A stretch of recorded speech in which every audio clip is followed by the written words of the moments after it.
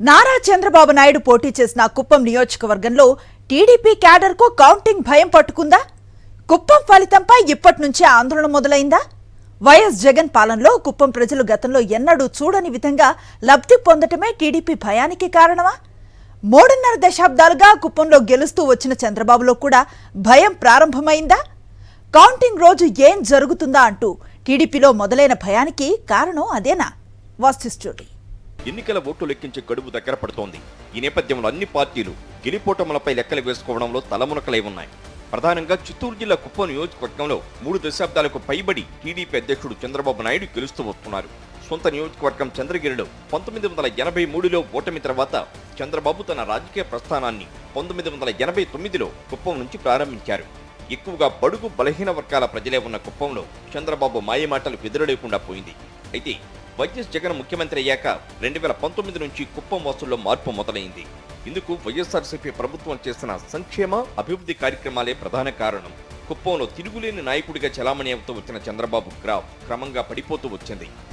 ఎన్నికల్లో కుప్పంలో చోటు చేసుకున్న పరిణామాలు టీడీపీ వర్గాలకు ఆందోళన కలిగిస్తున్నాయి. ఫలితాలు ఎలా ఉంటాయో అని చంద్రబాబుకు సైతం టెన్షన్ పట్టుకుందని టీడీపీ వర్గాల సమాచారం. కుప్పంలో ఈసారి పోలింగ్ శాతం 89.88గా నమోదైంది. గతంలో కుప్పంలో తెలుగుదేశం పార్టీ 30,000కు పైగా దొంగ ఓట్లను నమోదు చేయించుకున్నట్లు ఆరోపణలున్నాయి.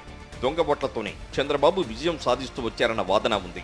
ప్రధానంగా తమిళనాడుకు చెందిన వానంబాడి, తిరుపత్తూరు, నాట్రపల్లితో పాటు కర్ణాటక రాష్ట్ర పరిధిలోని కేజీఎఫ్, బంగారుపేట, బెంగళూరు, బేతమంగళం వంటి ప్రాంతాల నుంచి వేలాది మంది వచ్చి కుప్పంలో టీడీపీకి ఓట్లు వేసేవారు. దివంగత వైఎస్ఆర్సీపీ నేత చంద్రమౌళి టీడీపీ దొంగ ఓట్ల వ్యవహారాన్ని ఎన్నికల కమిషన్కు పూర్తి వివరాలతో సహా అందించారు.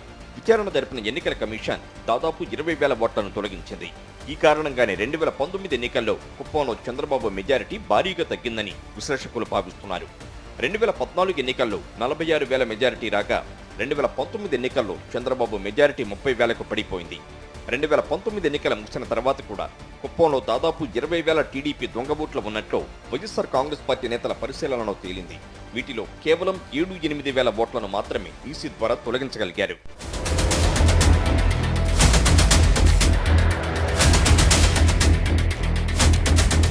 ఇలా ఉంటే ఎన్నికల్లో కుప్పంలో పోలింగ్ శాతం భారీగా నమోదు కావడం టీడీపీ వర్గాలకు ఆందోళన కలిగిస్తోంది.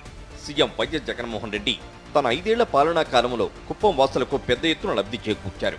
గతంలో ఎప్పుడూ లేని విధంగా 1,000 మందికి ఇంటి పట్టాలతో పాటు గృహాలు మంజూరు చేశారు. అలాగే పంచాయతీగా ఉన్న కుప్పంను మున్సిపాలిటీగా అప్గ్రేడ్ చేసి కుప్పం వాసుల చిరకాల వాంఛ నెరవేర్చారు. రెవెన్యూ డివిజన్ ఏర్పాటు చేయించారు. ప్రధానంగా కృష్ణా జలాలను కుప్పం వాసులకు అందించారు. ఈ కారణాలతో కుప్పం వాసుల్లో వైఎస్ఆర్ కాంగ్రెస్ పార్టీ పట్ల సంపూర్ణంగా నమ్మకం ఏర్పడింది. అందువల్లే ఎన్నికల్లో కుప్పం వాసులు పెద్ద ఎత్తున ఓటింగ్లో పాల్గొన్నారని విశ్లేషకులు భావిస్తున్నారు. దీంతో టీడీపీ వర్గాల్లో టెన్షన్ ప్రారంభమైంది. కౌంటింగ్ రోజు ఏమి జరుగుతుందో అన్న ఆందోళన స్పష్టంగా కనిపిస్తోంది.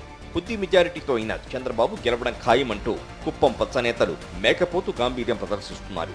ఏదేమైనా ఈసారి కుప్పం ఏమవుతుందా అని చంద్రబాబు ఆందోళన చెందుతుంటే టీడీపీ క్యాడర్ లెక్కల మీద లెక్కలు కడుతున్నట్టు సమాచారం.